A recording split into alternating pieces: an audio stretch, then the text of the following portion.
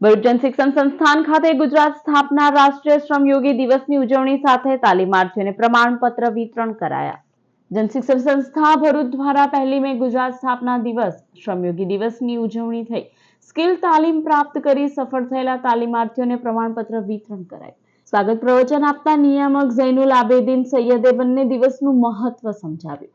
સાહિત્યકાર અને કવિ એવા બોર્ડ મેમ્બર કરશન રોહિત, ઝુલ્ફિકાર અલી સૈયદ, પ્રીતિબેન દાણી અને ફિલ્ડ અને લાઇવલીહુડ કોઓર્ડિનેટર કૃષ્ણાબેન કથોલિયા સહિતના હાજર રહ્યા.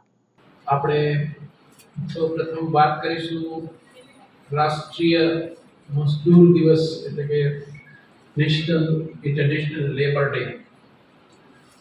આ દિવસની જે શરૂઆત છે એ એમ તો 1889માં આંતરરાષ્ટ્રીય કોંગ્રેસમાં